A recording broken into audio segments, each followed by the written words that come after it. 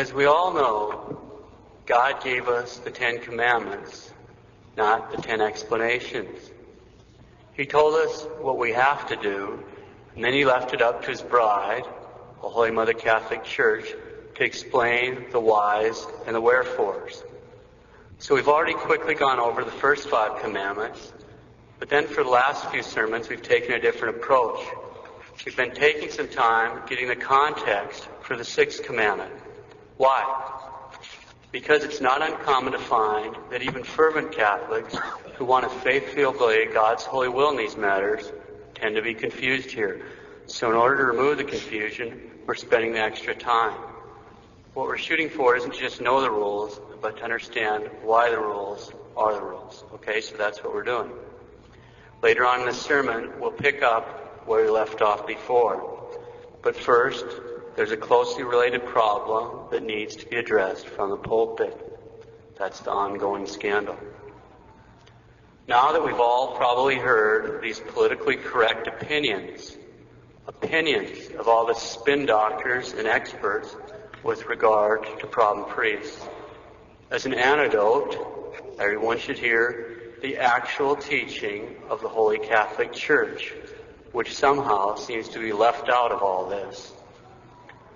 Pope St. Pius X, quote, "Holiness of life and sound doctrine are the 2 conditions which must be regarded as essential for the promotion of clerics.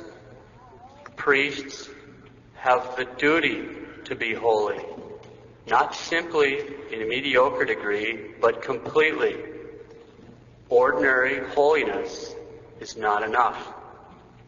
The holiness of a priest must be outstanding. He must avoid not only mortal sins, but also the smallest sins. It is the wish of the Church that priests should avoid every fault, for what may be venial in others would be very grave in their case."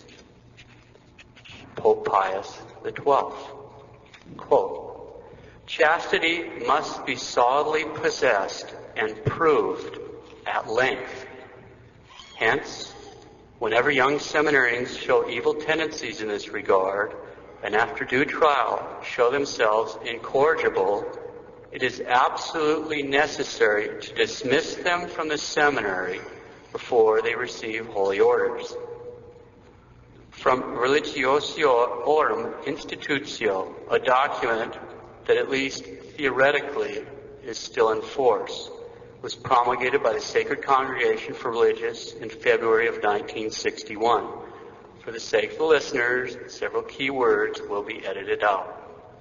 Religiosiorum Institutio, quote, "Among the proofs and signs of a divine vocation, the virtue of chastity is regarded as absolutely necessary. Should superiors find a student unequal to the task of keeping ecclesiastical celibacy and practicing priestly chastity, then completely ignoring any other outstanding qualities, they must bar him from the religious life and the priesthood. Advancement to religious vows and ordination should be barred to those who are afflicted with evil tendencies, since for them the common life and the priestly ministry would constitute serious dangers." Close quote. We can see here the great compassion of Holy Mother Church. She's banned any men with these evil tendencies, whether they act on them or not, from holy orders and religious life, because she's concerned for their salvation, because it's a serious danger for their salvation. Finally, Pope Pius XI, quote, "On the matter of vocations, we exhort you to keep in mind the stern words of the angelic doctor, St. Thomas Aquinas, whose feast is today. The Church is never abandoned by God to the point of not having enough capable priests for the needs of the people, if it ordains only those who are worthy and sends the unworthy away. If it should ever become impossible to preserve the present number of priests, it is better to have a few good men than a multitude of bad ones. Close quote. The church is never banded by God to the point of not having enough capable priests for the needs of the people, if it ordains only those who are worthy and sends the unworthy away. It is better to have a few good men than a multitude of bad ones. It is better to have a few good priests than a multitude of bad ones. St. Anthony Mary Claret, confessor and bishop, quote, I know by experience that the greatest punishment that can befall a people is a bad priest. It is best to leave a town without a priest than to send one unworthy.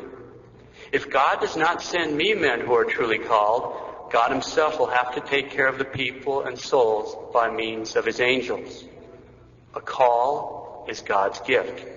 I must not bring the unworthy into the sheepfold to destroy it instead of tending it. Close quote. St. Anthony Mary knew exactly what he was talking about. He inherited a diocese chock full of heretics, dissenters, and priests openly living in sin. So what did he do? He got rid of the bums. In 6 years,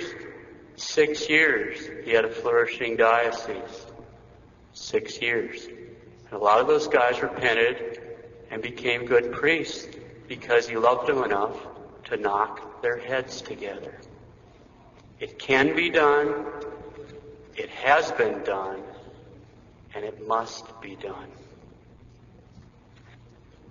Why isn't it being done? Why isn't it being done? St. John Eudes, quote, the most evident mark of God's anger and the most terrible castigation he can inflict upon the world are manifested when he permits his people to fall into the hands of clergy who are priests more in name than in deed. When God permits such things, it is a very positive proof that he is thoroughly angry with his people and is visiting his most dreadful anger upon them. That is why he cries out unceasingly to Christians, return, O ye rebellious children, and I will give you pastors according to my own heart. The most evident mark of God's anger and the most terrible castigation he can inflict upon the whole world are manifested when he permits his people to fall into the hands of a clergy who are priests more in name than in deed.